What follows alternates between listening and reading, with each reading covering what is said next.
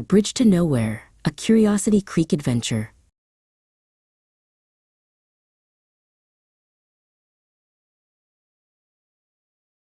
The August sun was a heavy golden blanket over Curiosity Creek.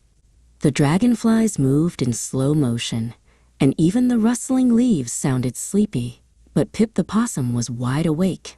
He stood on a high stump, his eyes bright with a big idea. "Friends," Pip shouted, his voice ringing through the humid air. "This August, we aren't just napping. It is time for the big build. We are going to build a magnificent bridge across the deep ravine to reach the Blue Mist Mountains."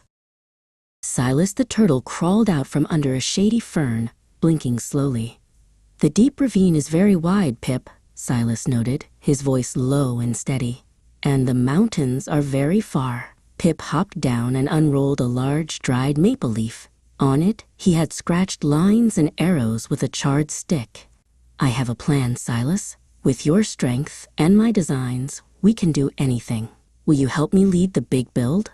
Silas looked at the drawings and gave a slow, determined nod. A sudden rustle came from above as Azu the blue jay dived down, landing on a nearby branch. "A bridge to the Blue Mist Mountains?" she chirped, tilting her head. "I've seen them from the clouds. They are beautiful, but the ravine is a long way down." Pip looked up and smiled. "That's why we need you, Azu. You can be our eye in the sky. You can see the angles we can't see from the ground. Will you join Team Bridge?" Azu let out a happy whistle and flapped her wings. The work began the next morning. Silas took charge of moving the heavy materials. He found fallen cedar branches that were straight and strong. Azu flew high above the creek, scouting for the narrowest point of the ravine where the bridge could start. She would drop small pebbles to mark the best spots for Silas to pile the wood. They didn't have much to say yet, but they were busy moving, pulling, and gathering under the hot sun. When they reached the edge of the deep ravine, Pip and Silas started the hardest part, the foundation. The ground was rocky and the sun was fierce. Pip tried to hammer wooden pegs into the earth, but they kept snapping. "Push harder, Silas," Pip urged, feeling a bit frustrated. Silas grunted as he leaned his weight against a heavy log. "I am pushing, Pip, but the log is sliding." They were working hard, but they weren't working together quite right. Up in the air, Azu saw that the bridge was starting to curve in the wrong direction. "Left! Go left!" she screamed from the sky. But the wind was whistling through the ravine, and Pip couldn't hear her clearly. "What did she say?" Pip shouted, wiping sweat from his fur. He dropped his stone hammer in confusion. Azu flew down, looking just as frustrated as Pip. "The bridge is going crooked," she chirped. "Nobody is listening to the eye in the sky."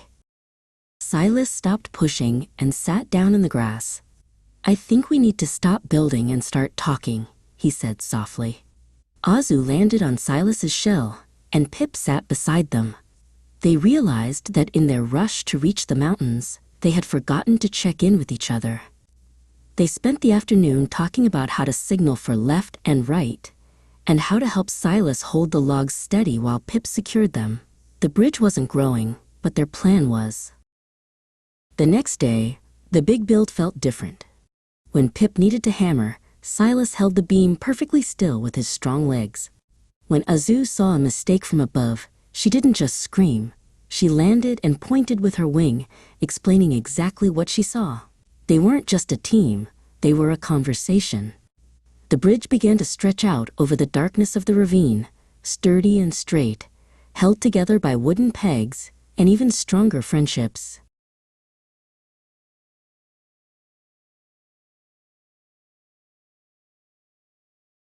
By the end of August, the bridge was finished. But as the dust settled, they realized something funny. The bridge didn't reach the Blue Mist Mountains at all. It had landed on a beautiful, hidden island right in the middle of the ravine that none of them had ever seen before.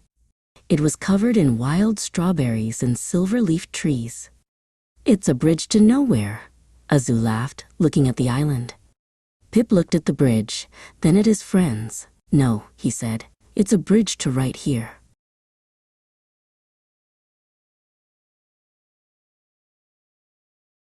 As the sun set, casting long purple shadows over Curiosity Creek, the three friends sat on their new bridge. They didn't mind they hadn't reached the mountains.